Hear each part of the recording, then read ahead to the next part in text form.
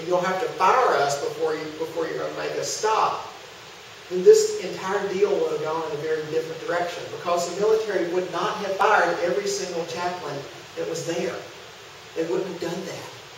But what did the chaplains do instead? They said, okay, we can live by that.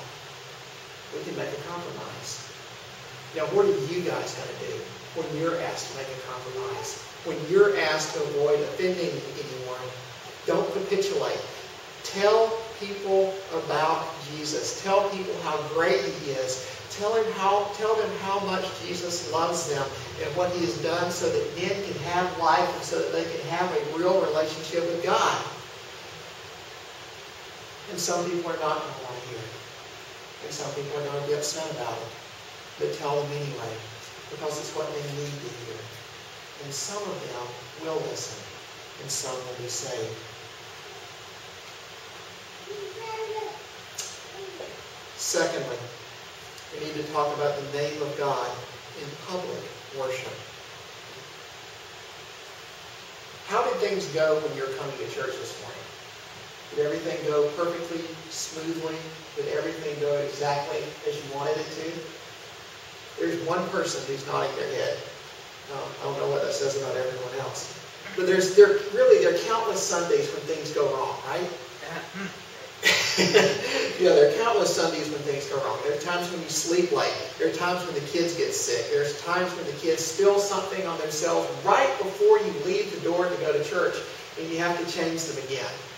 Anyone who is a parent has had that happen before. There are times when you thought you had something to wear, but then you found out you didn't have anything to wear. And then you get up and you realize when you got to the car that there's not enough gas in the car, so you need to go by the gas station. There's times you get a headache. There's times the dog escapes from the house. And so when you finally show up here, you feel all rushed. You feel all hurried. You feel like everything is not going quite right.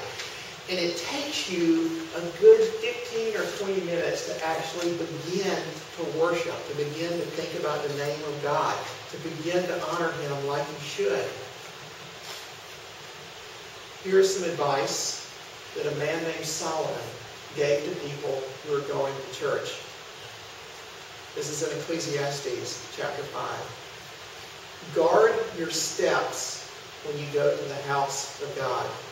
To draw near to listen is better than to offer the sacrifice of fools, for they do not know what they are doing. Be not rash with your mouth, nor let your heart be hasty to utter a word before God. For God is in heaven, and you are on earth.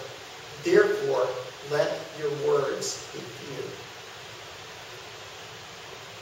Our preparation from worship should begin even before we get here. We need to guard our steps even as we are approaching the house of God. We need to prepare our hearts and our minds to meet with the most holy God. That's what Solomon is saying. But then he continues to give advice. He continues to talk about what you should do once you get to the house of God, how you should think and how you should act when you get there. And the way that he goes about doing this is to compare how wise people act and how foolish people act. And so the wise person who is going to church is the one who wants to listen. He is the one who wants to hear God. He is the one who wants to learn about God. He is the one who wants to know God and know Him well. But how does the fool act? The fool is the one who just goes to offer a sacrifice, and that's all. And so he is the one who is doing his duty, and he thinks that by fulfilling the rituals, he is going to be okay. He thinks that if he goes through the motions, he thinks that if he shows up and makes his hands do what his hands should do and his mouth do what his mouth should do, then everything is going to be perfectly okay between him and God. But what Solomon wants you to understand is it's more than just going through the motions. There's an attitude of the heart that is involved. Your entire heart, your entire being needs to be involved in worship if you want to worship the name of God rightly.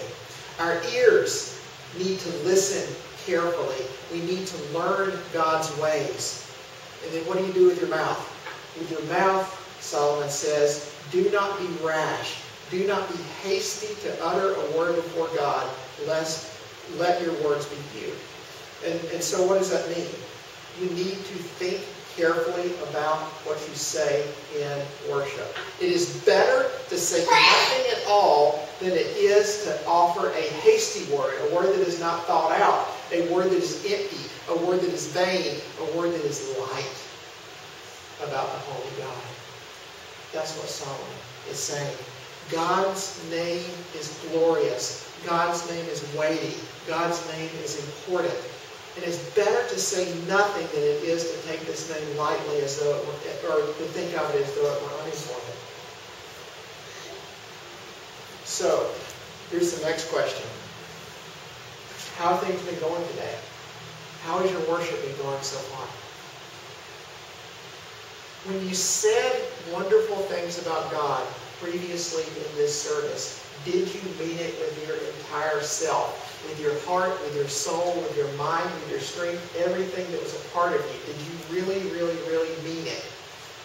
Oftentimes when we sing hymns, our minds can be 1,000 kilometers away. It's as though our minds are on one island and our body is on this island. And our lips are talking about the glories and the excellences and the excellence of the one true God. But our minds are still thinking about the kids getting sick or finding something to wear, or the dog getting out.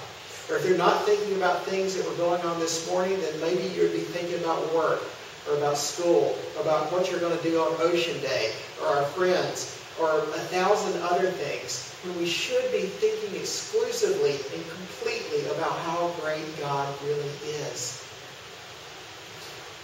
When your mind is wandering during worship, then you're taking the name of God very lightly. You're taking it daily. You're not taking it seriously. So when you sing, and when you pray, and when you do all of these things that are associated with our worship together as a body, do these things as wise people. Don't do these things as foolish people. A fool takes worship in a vain fashion, in a light fashion. But really, we need to worship knowingly, giving God the honor that He deserves with our entire selves. Third, let's talk about the name of God in private worship. Hey, Mandy, when I say that word, and my wife looks at me, and she was not expecting me to do that, so her eyes got a little bit big. When I say these words, then that announces that I am in her presence and I want her to acknowledge me. And when she hears that word, Mandy, when she hears it come from my mouth, then it reminds her of this entire relationship that we've had for many, many years. It reminds us of all of these. It reminds her of all these things that we've done in the past. It reminds her of the presence. It reminds us of the security of our love for each other. Mr. President.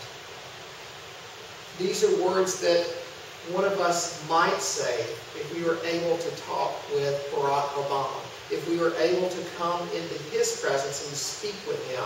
And as soon as these words were to come out of your mouth or my mouth, if we were speaking to him, then it would remind him and it would remind us of our relationship. I need to show the President of the United States honor because he is the leader of a country. And the same would be true if I met with the Prime Minister of Japan. God, when I say that word, I enter into the very presence of the Most High God. I enter into worship with Him. And I'm reminded of everything that has taken place in our relationship in the past and in the present and what will happen in the future. Whenever I use the name of God, I enter into God's presence and I talk about my relationship with Him. He is the Holy One. He is the one who rules over every country in this world and the rest of the universe as well. He is the God who knew me before the world was created. He is the one who formed me inside of my mother's womb. He is the one who saved me when I was 8 years old, and He is the one who will someday cause me to rise from the dead when He returns. He is the one who